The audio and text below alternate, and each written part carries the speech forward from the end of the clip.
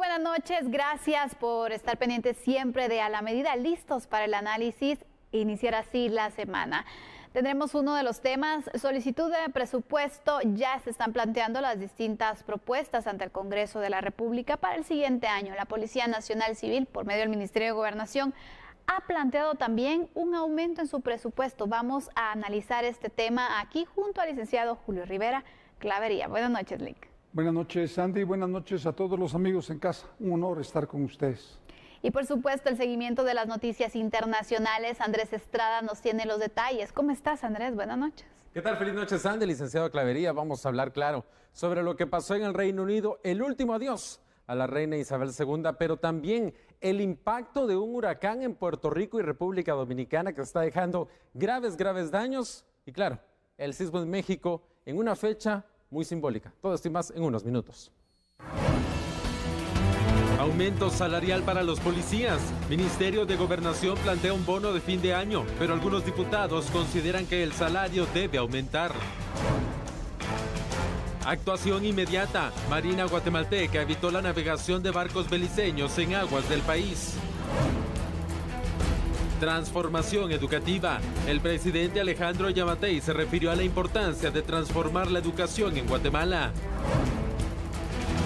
Sentenciada por parricidio. Una mujer enfrenta 25 años de cárcel por quitarle la vida a su exconviviente tras una discusión verbal. Rechazan solicitud.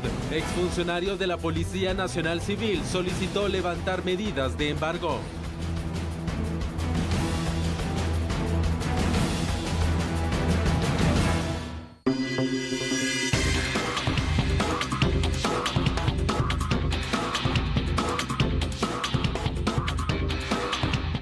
Así es, y bueno, en este tema se ha planteado la situación del aumento en el presupuesto de la Policía Nacional Civil. Dentro de las interrogantes que se realizaban a quienes llegaron a exponer sobre la solicitud de presupuesto para el próximo año, se planteaba si se estaba considerando el hecho de poder incrementar el salario a los policías, pero se ha indicado que únicamente se había contemplado el hecho de poderles dar un bono de fin de año. Y vamos a analizar esto. ¿Realmente son los salarios que reciben los policías nacionales civiles justos y necesarios o vale la pena poderles incrementar, licenciado Clavería? Es un tema que aquí hemos debatido mucho y hemos analizado de la situación también que enfrentan los policías en cuanto a las condiciones y el salario sobre todo que enfrentan ellos versus los turnos y el trabajo pues también arriesgado que tienen que realizar. Fíjese, Sandy, que un policía recibe de salario más o menos 3.800, 3.900, ese es el salario base. Con la bonificación llega a 5.400. Por lo tanto, el salario de un policía no es un salario adecuado para los riesgos que un policía tiene. Uno de los graves problemas es que la gente en general, cuando se habla de incrementar los salarios, pegan el grito al cielo, especialmente cuando se trata de policías, porque dicen que todos los policías son corruptos, lo que no es cierto. No, totalmente. Eso es lo más falso que yo he oído. Hay algunos policías que efectivamente son malos policías, pero en términos generales la policía hace su trabajo, da su vida en muchos casos por la población y al final, pues simple y sencillamente no tienen ninguna prerrogativa. Ni cuando son jubilados, ni cuando son asesinados, como en muchos casos en Guatemala.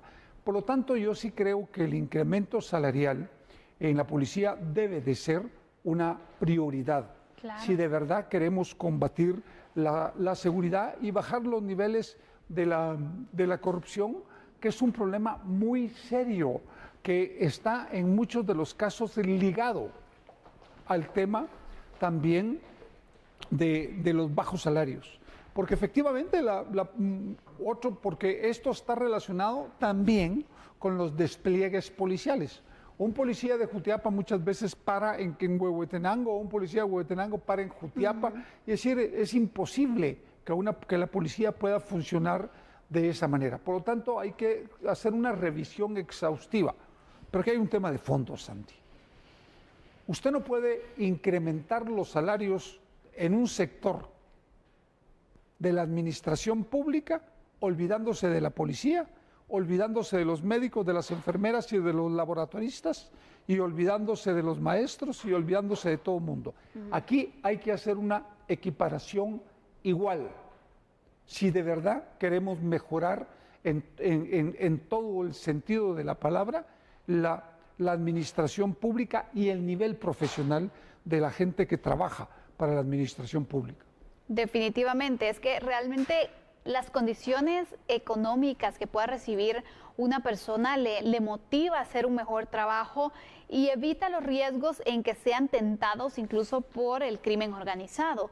Sabemos que cuando los policías entonces tienen las horas que trabajan y los turnos también son bastante extensos, licenciado Clavería. El riesgo que los que están también en muchas ocasiones, lo que usted decía, ¿no? Que les toca desplazarse a otros lugares que no son el lugar de origen y dejan familia, tienen que ver entonces la alimentación, en fin, muchos gastos que al final un sueldo como ese se vuelve nada más si tienen que mantener incluso sus hogares. Entonces ahí llega el crimen organizado a tentarlos con ofrecerles más y bueno, algunos caen, ¿no? Y usted tiene mucha razón. Fíjese que, por ejemplo, un policía que es destacado de Huehuetenango, que es destacado en Jutiapa, o a la inversa, de Jutiapa, que es destacado en Huehuetenango, tiene su familia en Huehuetenango, 2 hijos, por ejemplo, pero él se tiene que ir a vivir a Huehuetenango. Su alimentación la paga él, el lavado de la ropa lo paga él, el transporte lo paga él. Imagínese usted si él está 7 días adentro y 7 días fuera, lo que le cuesta movilizarse de Huehuetenango para Jutiapa en pasaje. Es decir, la gente no ve esta parte, que es la parte más complicada para la policía. Y así los mismos ejemplos podemos ir planteando en otras instituciones que ameritan también un incremento salarial. Por eso es que yo siempre he creído que los incrementos salariales tienen que hacerse de manera armónica y equilibrada. Usted no puede agarrar y decir, yo le voy a subir el salario a los maestros, yo le voy a subir el salario a las enfermeras, o yo le voy a subir el salario a los policías y le voy a subir el salario a la defensa pública o al organismo judicial. Usted tiene que subir los salarios para que todo el mundo más o menos esté equilibrado y esté armonizado, porque el esfuerzo que unos hacen u otros hacen, si no es el mismo, es equiparable. Así es. Vamos a ir con unos datos también para poder darles a conocer a ustedes algunos elementos para este análisis, porque hay que tomar en cuenta que uno de los trabajos que en Guatemala debería ser mejor remunerado es el de Policía Nacional Civil. Sí.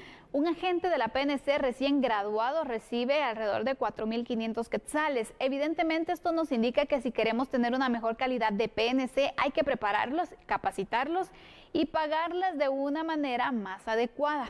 Debe preverse también el continuar con la profesionalización, es decir, que cada vez se pueda contar con más miembros de la institución policial que sean profesionales en cualquier rama de las profesiones, porque también es importante que no se queden con solo el conocimiento de cuando entraron y ahí no más, sino que constantemente actualizarse y sobre todo seguir estudios universitarios. La institución policial, que vio sus orígenes en 1997, no ha tenido una reclasificación de puestos y de salarios, de hecho, ante la ONSEC. Sin embargo, la PNC tiene una escala jerárquica y salarial bien establecida que podría revisarse incluso por el riesgo que enfrentan los agentes. Esto debe ir de la mano con un mejor desempeño en cuanto a las actividades de la institución judicial, evaluaciones psicológicas, físicas y tácticas anuales para establecer así las capacidades. Creo que es muy importante hacer estas revisiones. Pero ¿de qué al final va a depender? También del presupuesto que se pueda tener. ¿Cómo poder optimizar el mismo? Yo creo que hay formas. Creo que el presupuesto general de la nación primero debe ser enfocado de una manera mucho más clara, es decir, hacia dónde va dirigido el grueso del presupuesto y otras partes que se necesitan. Para eso hay expertos, para eso están los expertos. No son los diputados los expertos. Claro. Hay gente que es experta en el manejo del presupuesto y que le pueden decir a uno, mire, por aquí hay que ir. Está también directamente relacionado con la recaudación fiscal, que que la SAT tiene que cumplir con esa otra parte y con la ampliación de la base tributaria. Claro. Es decir, al final, un gran grueso o un grueso del empresariado mediano, micro, pequeño, mediano y grande son los que pagan un gran grueso de los impuestos, y la clase media. La clase media es, digamos, como el sanguchito de todo esto, y nos toca que pagar absolutamente todo, hasta por reírnos. Entonces, creo que es muy importante que efectivamente se amplíe la base tributaria, pero que ese presupuesto se maneje con transparencia, porque el problema también es de corrupción, Sandy, y hay que decirlo. Y en esa línea, la Contraloría General de Cuentas de la Nación tiene que hacer su trabajo de fiscalización y el Ministerio Público meter preso a cuanto corrupto existe. Pero por último, yo sí creo que ese presupuesto que recibe la Policía Nacional Civil y que recibe el Ministerio de Gobernación tiene que ser utilizado de manera apropiada. Y la única forma de poderlo manejar de manera apropiada es si usted pone la gente, la persona adecuada para el manejo de ese presupuesto. Ese va a ser el punto, pues también clave para poder hacer un mejor uso de los recursos que se vayan a aprobar.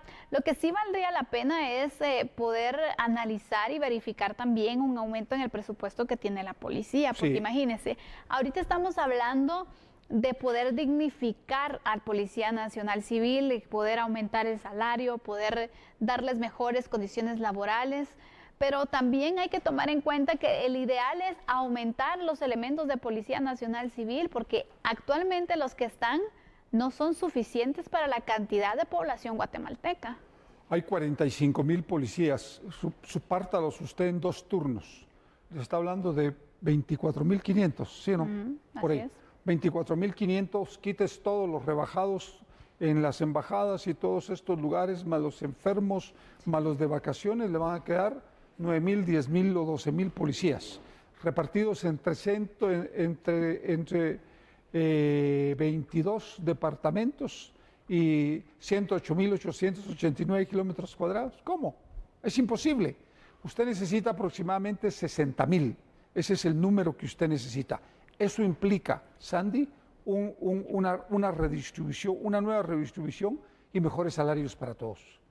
Así es, entonces esto es lo importante también que se debe considerar. Estamos en un tiempo donde se está analizando el tema del presupuesto en el Congreso de la República y es oportuno que también se le pueda dar prioridad a esos temas que hemos indicado que son necesarios poder reevaluar y sobre todo apoyar también. Exigimos seguridad, pero también qué apoyo se le da para que puedan funcionar las instituciones. Darles el voto de confianza para que, bueno, le dimos presupuesto, no hizo nada, pues de plano no hay forma de solucionarlo, ese es un tema, pero exigimos mejores resultados con presupuestos también que no son los adecuados.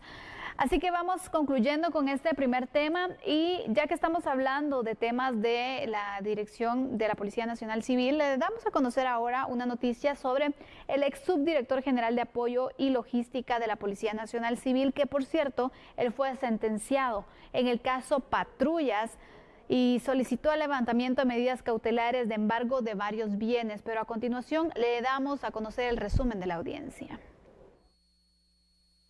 En febrero del 2019, el Tribunal Séptimo Penal sentenció con pena de 6 a 26 años de cárcel a exfuncionarios de la Policía Nacional Civil, del Ministerio de Gobernación y particulares por malversar 64 millones de quetzales simulando reparación de autopatrullas. Entre los condenados está Héctor Florentino Rodríguez Heredia, ex subdirector general de Apoyo y Logística de la Policía Nacional Civil. Se le impuso 26 años de prisión.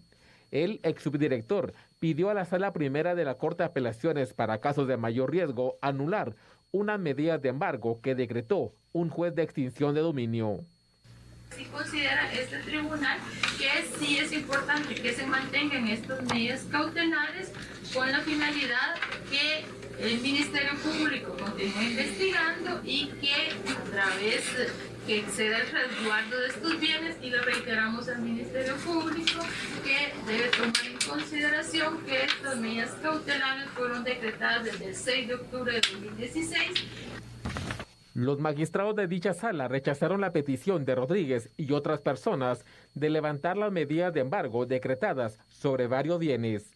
Los togados instaron al representante de la Fiscalía de Extinción de Dominio a finalizar con la investigación.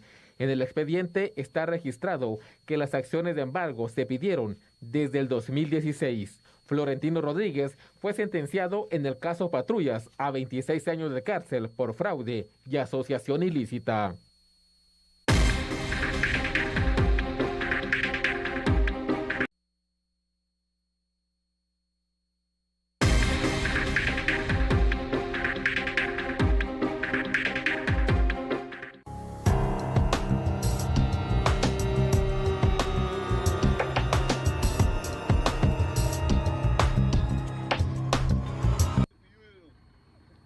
Por el río Sarstún navegaban 6 embarcaciones beliceñas, 5 llevaban civiles y una a militares de Belice. Una acción rápida de la Marina de la Defensa Nacional. Hay un apostadero naval que se encuentra en la desembocadura del río Sarstún y que también está frente al islote que está a la salida de este río. El personal de la Marina de la Defensa Nacional vio un movimiento de 5 embarcaciones civiles y una embarcación de la Fuerza de Defensa de Belice, que estaban ya navegando fuera de sus aguas jurisdiccionales y al parecer se dirigían hacia el río Sarstún. En una maniobra bastante rápida, estas embarcaciones de la Marina de la Defensa Nacional lograron detenerlos y les indicaron que ya se encontraban fuera de su jurisdicción y que debían retornar. Cada vez que hay una navegación por parte de embarcaciones beliceñas, ya sean civiles o militares, estos deben obtener un permiso de parte de la Marina de la Defensa Nacional, que no fue el caso en esta ocasión. Por lo cual se les invitó a que retornaran y ellos obedecieron esta invitación, o más bien dicho, aceptaron esta invitación y retornaron a territorio beliceño sin que se ocasionara ningún tipo de problema, ningún incidente entre las dos. Las embarcaciones de la Marina Nacional de Guatemala escoltaron a las de Belice y no se registró ningún tipo de daño o perjuicio, aseguró el portavoz del Ministerio de la Defensa.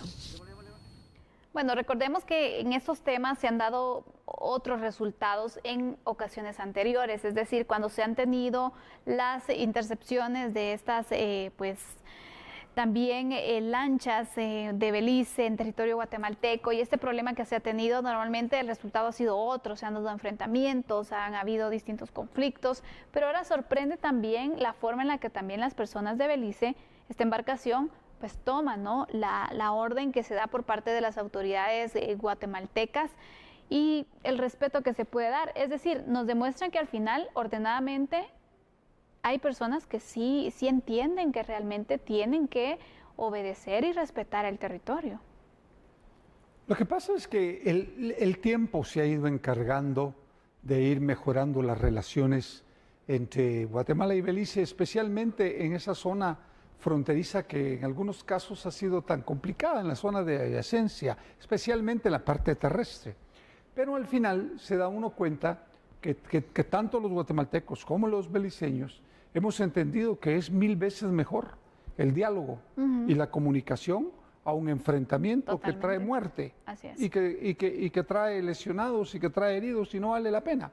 Por lo tanto, yo creo que el trabajo que hace la institución armada en esta área es muy importante y qué bueno que haya fluidez en la comunicación para poder solucionar problemas que podrían agravarse. Porque efectivamente las aguas territoriales guatemaltecas se deben de respetar, al igual que nosotros debemos de respetar las aguas territoriales beliceñas. Existe un diferendo que se está trabajando en el área internacional, pues hay que esperar realmente el resultado de esa sentencia y dependiendo de lo que esa sentencia pues plantee, nosotros tomaremos esa sentencia como una orden a cumplir, punto. Y creo que en esa línea está el ejército y qué bueno que los beliceños estén en la misma línea. Pero también hay que considerar, licenciado, que en ocasiones también hay ciertos grupos que pareciera que están incitando a esta situación, porque por ejemplo ellos comentaban, las autoridades del ejército, que se les habló, se les dijo que no podían estar entonces circulando por este punto y obviamente ellos tienen el resguardo de las fronteras de territorio guatemalteco y bueno, ellos lo tomaron de una forma pues muy madura, muy respetuosa y al final tomaron la decisión entonces de retornar. Pero en otras ocasiones también ha sucedido lo mismo, la forma en la que se les dice también es exactamente igual, de una forma tranquila, no confrontativa, pero se ha tenido otro resultado. Entonces también pareciera que hay ciertos grupos que buscan otra cosa. Bueno, es que en la medida en que hay caos en estas áreas, en esa medida se benefician grupos políticos y grupos criminales. Sí, esa es una realidad. Entonces creo yo que eso es lo que tenemos que ir terminando y finalizando. Entender que los reclamos que los guatemaltecos estamos haciendo no es sobre todo el territorio de Belice, son sobre salidas al mar, que es otra cosa completamente diferente. Y que los beliceños también tienen que entender que pues ese diferendo se está trabajando en el área internacional y que va a depender de esa sentencia que ya planteamos antes, pero que es mejor mantener buenas relaciones con los vecinos que una relación en la que pueda dar como resultado muertos. Vea, por ejemplo, yo me quedo asombrado de la buena relación que tenemos los guatemaltecos con los salvadoreños, con los hondureños, con los mexicanos. En términos generales es una magnífica relación, sí. Es una relación de mucha hermandad. Nos guste o no nos guste, para México van un montón de guatemaltecos a trabajar, para El Salvador hay negocios, hay comercio, igual que lo hay para Honduras, ¿y por qué no para Belice? Hay que hacer exactamente lo mismo y trabajar todos de la mano porque al final nos necesitamos, somos países muy pobres, que si no entendemos que todos tenemos que trabajar de la mano e interrelacionarnos en la parte política, económica y social, estos países no salen. Claro. Vamos a ir con otros datos también para que ustedes puedan tener ciertos elementos para su propio análisis, porque de conformidad al derecho internacional público, el mar territorial tiene una extensión de 12 millas náuticas contadas a partir de la costa. Los estados pueden ejercer plena soberanía dentro de este contexto del mar territorial, ya que forma parte de su territorio como estado. Esto no es algo nuevo, las pugnas territoriales entre Guatemala y Belice es una situación recurrente que ha presentado a lo largo de muchos años. Por eso sorprende también la actitud de estas personas de Belice, porque pues lo toman de una forma muy respetuosa, ¿no? Pero el diferendo territorial entre Guatemala y Belice ha generado, de hecho, muchos conflictos a lo largo de los años. Actualmente se está a la espera de la resolución de la Corte Interamericana de Justicia sobre el diferendo territorial histórico entre Guatemala y Belice. Y es importante recordar que la zona de adyacencia equivale a 1 kilómetro de la frontera que pertenece a Guatemala y otro kilómetro que pertenece a Belice. Y cada uno de los países pues tiene al final la misión de poder resguardar su frontera, y por eso también es que se ven este tipo de operativos y es la presencia del Ejército de Guatemala, porque es la función, ¿no? El resguardo del territorio. Pero qué bueno, Sandy, porque los guatemaltecos tienen que apreciar realmente también la función del Ejército. Sí. Vea, ellos cumplen con su trabajo. Es decir, esa parte del trabajo es la que no se ve. Pero ellos mantienen un control sobre todas estas áreas y protegen a la población guatemalteca, que es el mismo trabajo que se está haciendo ya en las fronteras con México, El Salvador y Honduras, y hay que potenciarlo, porque al final los guatemaltecos debemos de resguardar nuestro territorio no de la migración, sino de la criminalidad, que es distinto. Y creo que eso es un tema de fondo que hay que evaluar para el futuro. Y en esa evaluación y en esa proyección para los años venideros, el Ejército juega un papel determinante en las fronteras. De ahí la importancia de equiparlos, pero con tecnología de punta.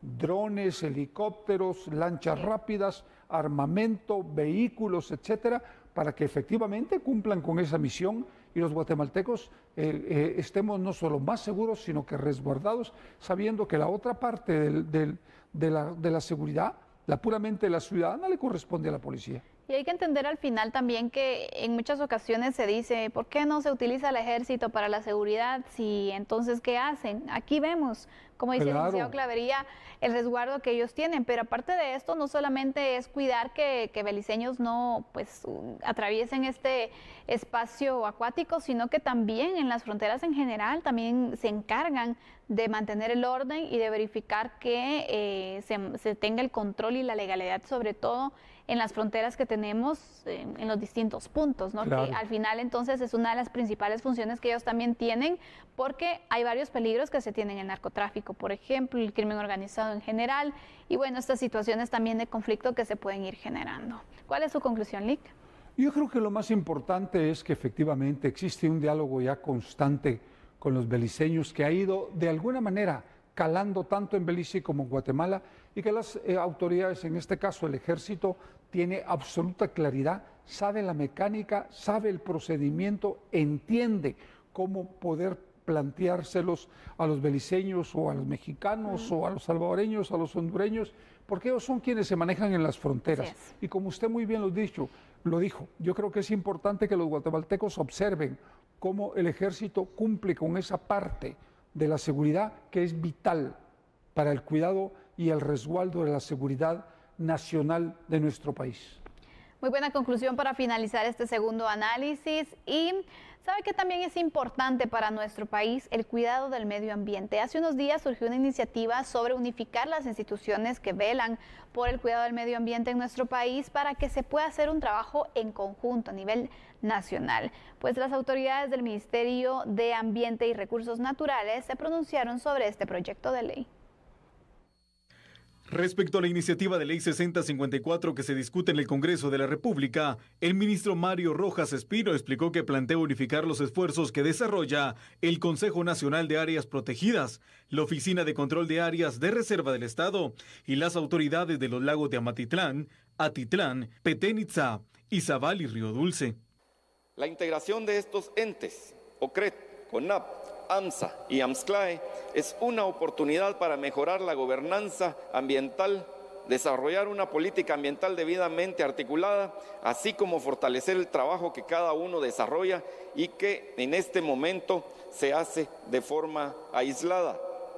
Estamos eliminando procesos duplicados y simplificando requisitos con el único fin de avanzar en una misma dirección, todo a favor de los recursos naturales y el desarrollo ambiental de nuestro país. Respecto a la especulación que se ha dado del presupuesto de estas instituciones unificadas, el ministro de Ambiente dijo: es importante señalar el tema presupuestario de estas instituciones. Actualmente, el Consejo Nacional de Áreas Protegidas tiene un presupuesto de 124.155.000 quetzales. La Autoridad para el Manejo Sustentable de la Cuenca del Lago de Amatitlán, AMSA, cuenta con 83.393.000 quetzales. La Autoridad para el Manejo Sustentable de la Cuenca del Lago de Atitlán y su entorno cuenta con 10 millones de quetzales. La Oficina de Control de Área de Reservas Territoriales del Estado, OCRET, que pertenece al Ministerio de Agricultura, cuenta con 20.593.000 quetzales. Y el Ministerio de Ambiente y Recursos Naturales, que ya tiene bajo su cargo la Autoridad para el Manejo Sustentable del lago Petén Itzá y del lago de Izabal, cuenta con 195.711.000 quetzales. En total, estos presupuestos combinados alcanzarían un monto de 433.852.000 quetzales y no 900 millones como se ha socializado en algunos medios.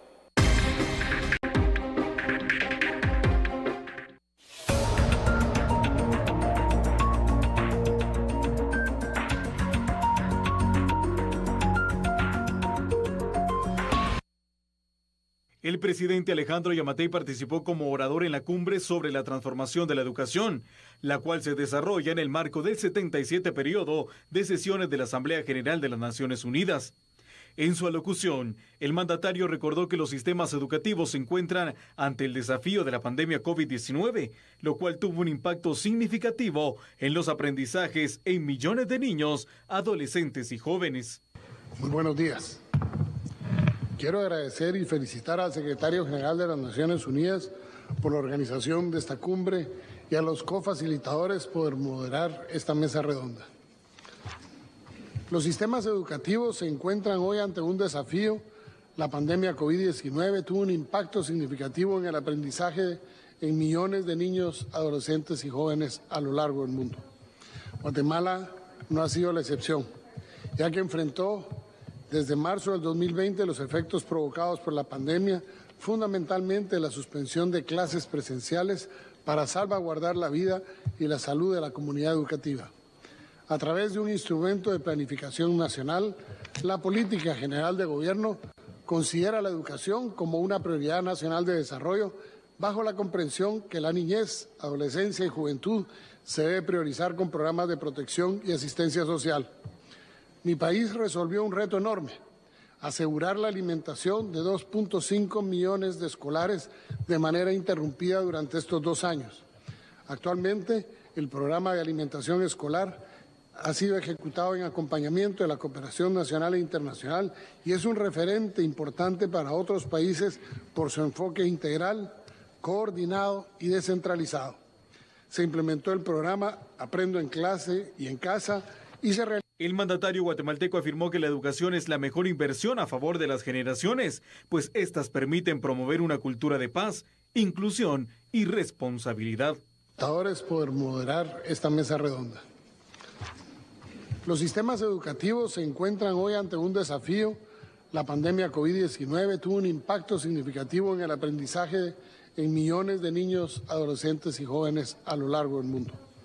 Guatemala no ha sido la excepción, ya que enfrentó desde marzo del 2020 los efectos provocados por la pandemia, fundamentalmente la suspensión de clases presenciales para salvaguardar la vida y la transformación de la educación. Este es el punto que se estuvo abordando entonces y se daba a conocer por parte del presidente de la República, se exponía de qué forma también se empezó a transformar la educación, a poder aprovechar también el tiempo para que a pesar de una pandemia los estudiantes pudieran recibir pues el conocimiento necesario, que fue un reto que no solamente enfrentó Guatemala sino el mundo al final, porque recordemos, se suspendieron clases, se realizó el confinamiento, entonces esto hace plantearse sobre la necesidad de ir más allá del método tradicional de educación, licenciado Clavería.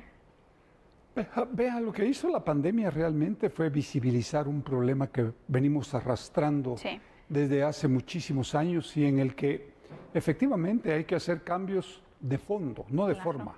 Esa currícula desde la preprimaria, la primaria, la básica, la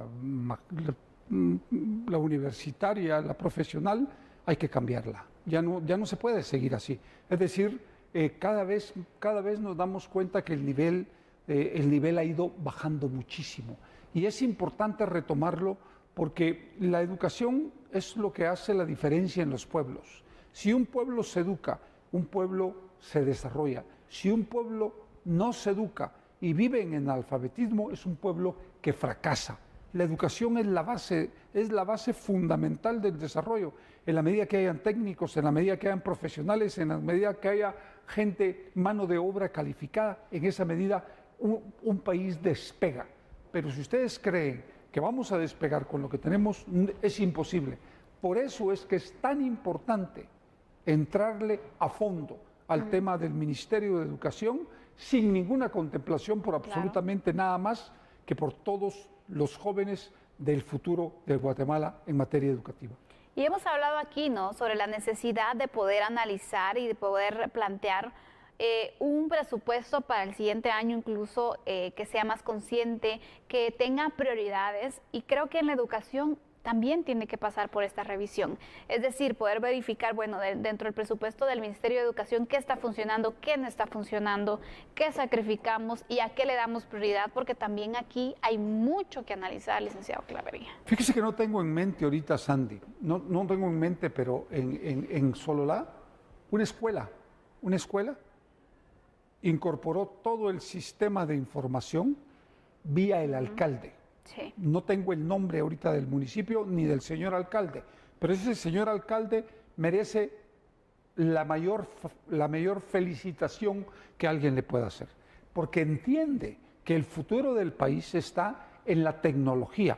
La tecnología juega un papel determinante de aquí en adelante. Así es. Y la pandemia nos lo demostró. Claro. Es decir, eso fue el mejor ejemplo del retraso tan grande que tenemos en materia educativa a todo nivel, con algunas excepciones de algunas universidades privadas porque tienen los recursos, pero en términos generales fue un fracaso total la educación en estos 2 años. Por lo tanto, el esfuerzo tiene que duplicarse y no se trata únicamente de generar y dar un presupuesto más alto al Ministerio de Educación sin hacer lo que usted planteó previamente.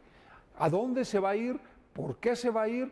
¿Cómo se va a invertir? ¿Y cuáles van a ser los resultados? Entonces sí se puede generar un buen presupuesto y que los maestros tienen que ir a dar clases. No se trata simple y sencillamente de estar incrementando salarios, estar generando prebendas y privilegios y que usted va a aldeas y caseríos en donde maestros no llegan. Exactamente. Y va a algunos municipios donde los maestros no llegan. Y que a mí me lo han escrito maestros de algunos municipios lejanos del país. Por lo tanto, yo sí creo que hay que ordenar el Ministerio de Educación y de manera progresiva ir subiendo el nivel hasta que tengamos el nivel adecuado para competir no solo al interno en el país, sino en el mundo. Definitivamente. Vamos a ir con una información también que es importante poderles dar a conocer a ustedes. Recuerden que aquí les damos a conocer ciertos elementos también que es muy importante que ustedes lo analicen porque la educación es un derecho fundamental. Claro. Que es de cajón y es uno de los temas prioritarios que el Estado de Guatemala debe atender. Sin embargo, aún falta mucho por realizar. Según los resultados del censo del 2018, el índice de analfabetismo en Guatemala es del 18.5%. La cifra es equivalente a 2.3 millones de habitantes que no saben leer ni escribir. Entonces, ¿cómo vamos a avanzar en la educación? Es importante que el Ministerio de Educación haga todo lo posible para garantizar que existe una calidad educativa en un ambiente seguro y adecuado para todos los estudiantes. Y vamos con otros datos, porque en la educación pública, después de una ausencia generada por la pandemia durante el 2020 y 2021, se registró el sistema de clases presenciales. Se regresó, de hecho, a las clases presenciales y también está el sistema híbrido también funcionando. A través de la virtualidad, durante los 2 años anteriores se pudo proteger a los menores del contagio, pero se bajó la calidad educativa que los estudiantes recibieron.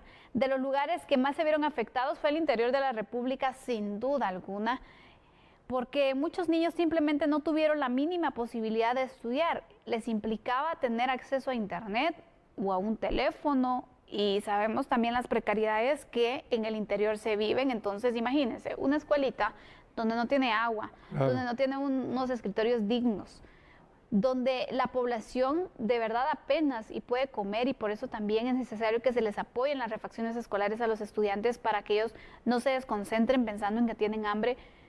¿Cómo le vamos a pedir entonces, sí, conéctese a la plataforma o utilice su celular cuando también en ocasiones no existe esa posibilidad? Entonces ahí tenemos, y es la debilidad que la pandemia enseñó, en que realmente no estamos preparados todavía para poderle inyectar tecnología a la educación, porque hace falta mucha inversión al respecto. Claro.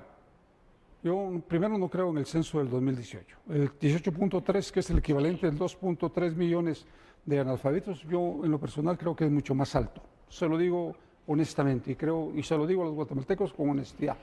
Creo también que efectivamente, primero la gente tiene que comer. Es decir, los alumnos no pueden llegar a desayunar o almorzar a la escuela. Los alumnos tienen que llegar desayunados y almorzados para que efectivamente puedan rendir. Y esto es bien importante. Creo que es posiblemente lo más importante. Un niño bien comido es un niño que va a aprender. Y ese es uno de los graves problemas. Y el tercer lugar, el tema de la tecnología. La tecnología no es regalada. No. La tecnología cuesta dinero. Y para que la tecnología llegue al área rural va a haber que hacer inversiones grandes. Pero para el futuro no hay opción. O entendemos que tenemos que invertir en la gente para que sean mano de obra capacitados, que sean técnicos y que sean profesionales de primer nivel, o simple y sencillamente vamos a seguir siendo un país como lo que somos, fracasado. Exactamente, realmente la transformación de la educación va por varios puntos, desde el tecnológico, desde la inversión, los controles que se puedan tener, empezar con lo que ya se tiene, ordenarlo y poderlo maximizar, poder tener entonces, hacerlo más eficiente y luego ya ir incorporando entonces ya temas que sin duda alguna se tienen que ir acoplando a la educación guatemalteca, como el uso de la tecnología, por ejemplo, la utilización o la implementación de carreras técnicas, que lo hemos hablado aquí también, que va a ser importante, licenciado Clavería. ¿Cuál es su conclusión? Yo creo que hay que hacer una transformación de la educación y es de entender que no es un proceso de 4 años, es un error creerlo que con un gobierno se va a cambiar la educación. Se sientan las bases y será un proceso de posiblemente 16 o 24 años para que efectivamente el país vaya cambiando. Pero empecemos. La clave es empezar y comenzar a dar pasos para que tengamos un nivel educacional totalmente distinto en los años venideros.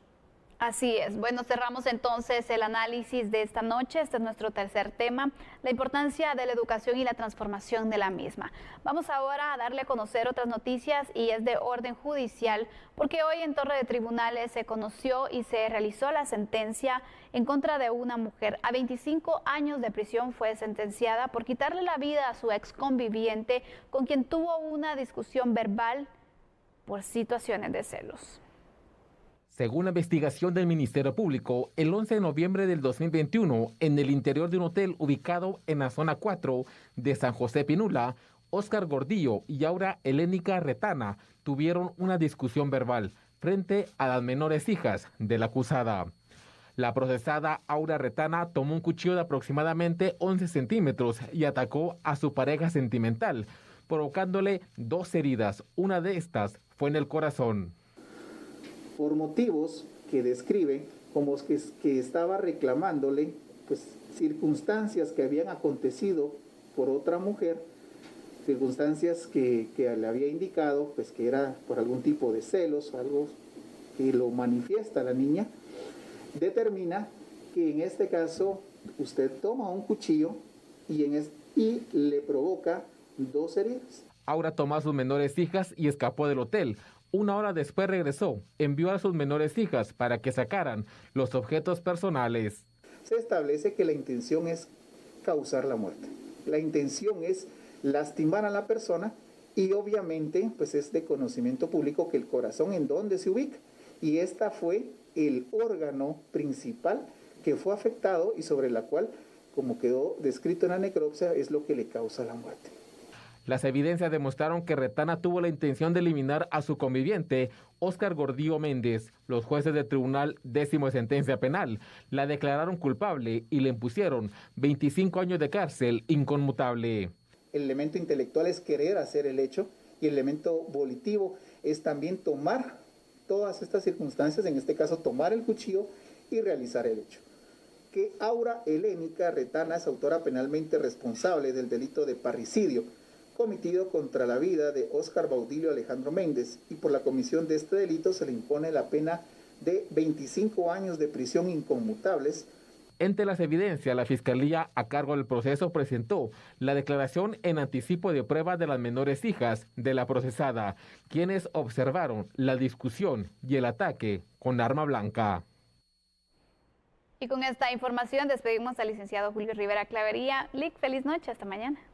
Buenas noches, Andy. Buenas noches a todos los amigos en casa. Y nosotros ya regresamos con Andrés Estrada con la información internacional.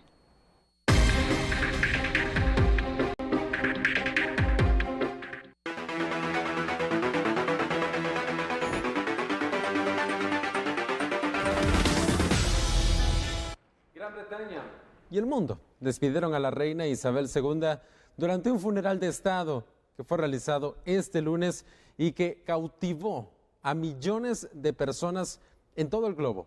Algunos lo vieron en persona en Londres, otros lo vieron a través de la televisión o del internet. Un funeral de Estado que reunió a presidentes, reyes, príncipes, primeros ministros y a una multitud que se congregó en las calles de Londres para honrar a una monarca cuyos 70 años de reinado definieron toda una época. El primer funeral de Estado desde el de Winston Churchill. Fue un despliegue impresionante. Previo al servicio, una campana tocó 96 veces, una por minuto, por cada año de vida de Isabel. Después, 142 marineros de la Armada tiraron del carro de armas con el ataúd de la reina hasta la abadía de Westminster, donde los portadores del féretro lo llevaron al interior de la iglesia, donde alrededor de 2,000 personas, desde líderes mundiales hasta trabajadores de la salud, se reunieron para recordarla. Abundaron los adornos de Estado, de la monarquía, los símbolos.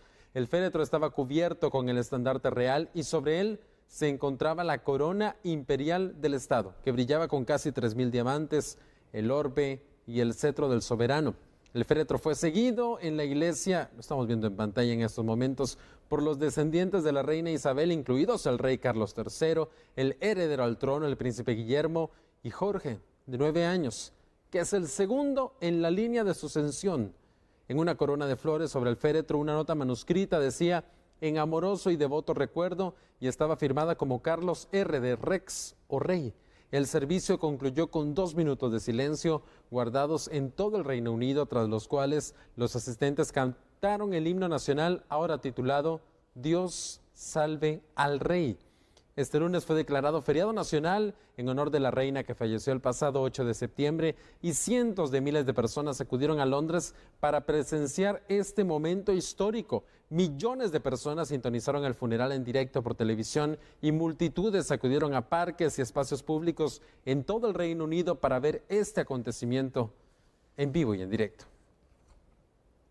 Mientras tanto, el huracán Fiona se está intensificando y se espera que en las próximas horas logre intensificarse y pasar a categoría 3 después de llevar lluvias torrenciales y fuertes vientos a República Dominicana, incluso provocar un corte total de energía en Puerto Rico, donde murieron 2 personas. Es probable que el huracán de categoría 2 se convierta en categoría 3 a medida que avance a través de las cálidas aguas del Caribe hacia las Islas Turcas y Caicos. Fiona fue ascendida a categoría 2 con vientos de 169 kilómetros por hora por el Centro Nacional de Huracanes apenas el lunes por la noche. El martes se espera que el centro de Fiona pase cerca o al este del archipiélago, que está sujeto a una advertencia de huracán en este momento. También se esperan condiciones de tormenta tropical en las Bahamas.